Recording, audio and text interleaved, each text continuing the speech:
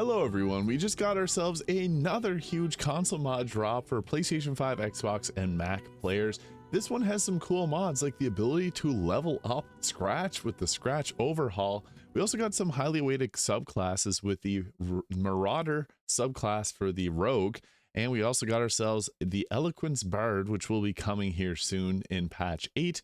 We also got ourselves Mjolnir and Stormbreaker. For anyone that's been playing Marvel Rivals, this is a nice little tie-in. We also got ourselves the 1D&D cantrips, which offers some different versions of cantrips and some new ones, which I'll show off. We also got ourselves the goodies backpack, which adds a bunch of new items that you can get early in the game. There's also the Fades equipment distribution mod that I touched on yesterday that got added. Now has the Grove and Growl druid equipment that's been added, so that's extremely exciting to see. We also got ourselves the unlocked weapons mod, which has a bunch of different weapons that you can't normally get in the game. So my character is currently equipped with the Impaler Spear. This is not Mesmer the Impaler Spear, but there's also like some scythes and some other weapons that previously you could not get, so like Scythe of Merkel here, Vampiric Dagger, and the Chaos Flails, which is little skull flails. Kind of cool. We also got ourselves the better starting gear for Shadowheart, the Eastern Super Pack, formerly known as the Katana mod, which offers 44 different katanas to the game. We got a fun one with allergic Gale, which makes it so Gale has allergies when he's nearby any types of herbs, and even if you have the herbs in your inventory, so there's antihistamines that you give him. As someone with allergies, I think that this is pretty funny. Good if you want to play an Origin Gale, gives you a bit of role play, so that's really cool to see. We also have one of Rospe's mods here, another one, they have the Stormbreaker one, with the Staff of Orcus, which is a staff here. Rospe also made the ASMR race mod, which will hopefully come soon once they fix the issue with race mods on console. And we also got ourselves one of the coolest looking die mods with the Mysterious Artifact die set. I guess first thing starting off is the Scratch overhaul mod. I think what's cool about this mod is it makes it so you can level Scratch up, and it also makes him kind of like a character. So what you can do with this mod, basically it changes the find familiar Scratch is called call Scratch. And you basically can level him up as your character levels up, and radius will increase with his search ability, so you can also make that toggleable. He'll also avoid traps like the rest of your party, can now open doors and spot sneaking enemies like your companions. When you can talk to him while summoned like he's at camp, and he will now be downed or roll death saving throws among hitting 0 HP, and obviously if he's taken out, it's not permanent. Will level up based on your party, and now wears his collar while summoned. This is a nice mod. I played around with this one quite a bit when it got released on PC, and it's a lot of fun. Just being able to have Scratch level up alongside your character. He truly is the goodest boy, so that is a lot of fun. And I guess I'll cover the class mods near the end of the video, but we also have that goodies backpack that I mentioned here, and this is made by Shane H147, who made the Faces Unlocked mod and Hair Unlocked, so you may already have mods by this creator. Basically what it creates is a bag that gives you items like, gives you a bunch of Ethel's hair, so if you want to level up your stats, extra soul coins, tadpole jars, and level 20 debug rings, and it also gives you lockpicks, disarmed kit, bombs, a bunch of scrolls like Fireball, Ice Storm, Global Invulnerability, Telekinesis, Cloud Kill, and everything like that, so you can drop these down and keep your team safe. It also gives you a bunch of different arrows, Supreme Healing Potions, Potions of Speed, Animal Speaking, Elixir of Bloodlust, Elixir to Cloud Giant Strength, and many more. So this is kind of similar to the Cheater's Ring, or now known as Cheater Spell mod, which gives you a bunch of different items. This is also just all gathered up, and you can summon the chest in at any time through the tutorial chest spawning mod, which is cool. Now, one that you can't summon in with a tutorial chest is the Grove and Growl druid equipment, which gives us a bunch of new equipment here, and a bunch of different abilities with these. So like this has the Kiss of the Weaver, which deals poison damage and webs the target, and this is a scimitar weapon here. We also have different amulets. When wild shaped in obscurity, you get a +1 bonus to armor class, so that's great if you want to play as the Panther. We also have the Grove in a bottle, primal well-being, so through though small in nature, the ancient oak holds the power to reawaken the wild shape within you, restoring all wild shape charges. So some cool different rings that we got here, giving you your wild shape charges back, which is nice because druids don't have that many. Also got the Moon Sickle here. When you restore an additional 1 to 4 health points every time you heal another creature. So this is more so focused on like the land druid. And I guess it even says Moon's Might here, so you get a +2 to saving throws. Kind of funny. Barnacle Bulwark, which is a shield here, and this gives you the Echoes from the Abyss, basically the Globe of Invulnerability. And you can see there's a few other items here that are pretty fun, just further enhancing what is possible with the druid Now we should see more of Fade's items coming through eventually. I may do a video on all of them together, so you can stay tuned for that. But what's nice about this mod is it distributes them throughout random areas of the game so that you can play through and have a bunch of unique experiences. And I think that that's really cool. But I'll show you the unlocked weapons mod here, because there's some really fun ones, like the weapon that I currently have equipped here. So I currently have the Impaler Spear, which deals an additional 1d10 piercing damage to all targets that still have all their health points. When you reduce a target to 0 health points, you regain 2 to 20 health temporary health, and it does a 1d10 piercing damage. It also looks really cool, but we have some other weapons here. So we got ourselves an additional Yankee longsword here, doing a little extra damage. The Bruin Ladle, which has a bucket attached to it, which is pretty funny. 1d4 bludgeoning damage is a light hammer that can be thrown as well. The Vermin Sign, which is just basically a fire damage rapier here. The Infernal Warhammer, which deals additional poison damage on the target, alongside the Infernal Longsword doing the same.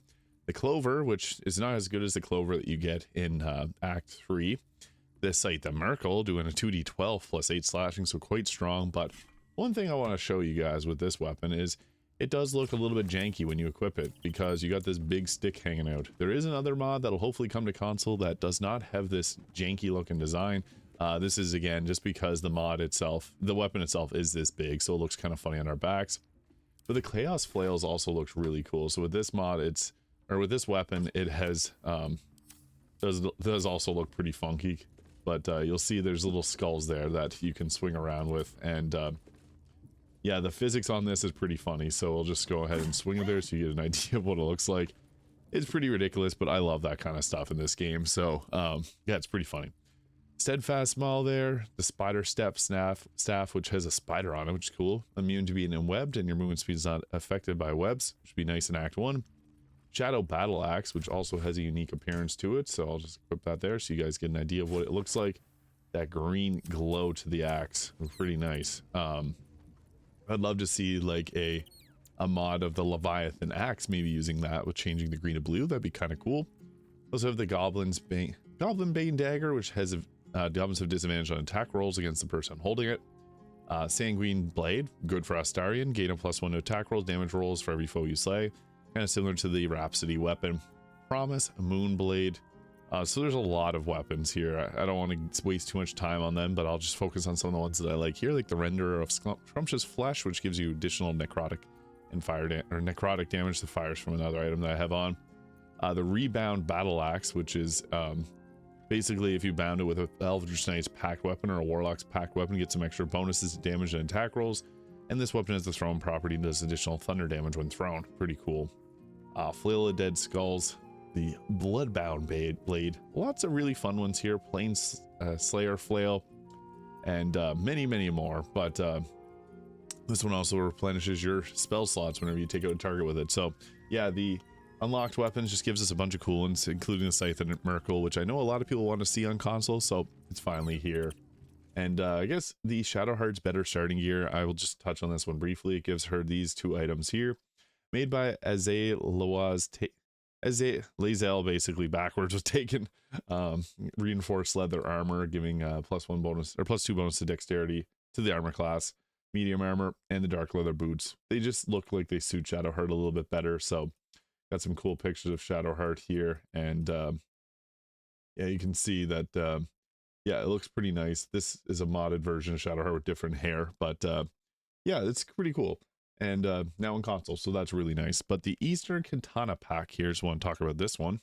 So you get a bag here with the 44 different katanas, and in it you have just the base katana.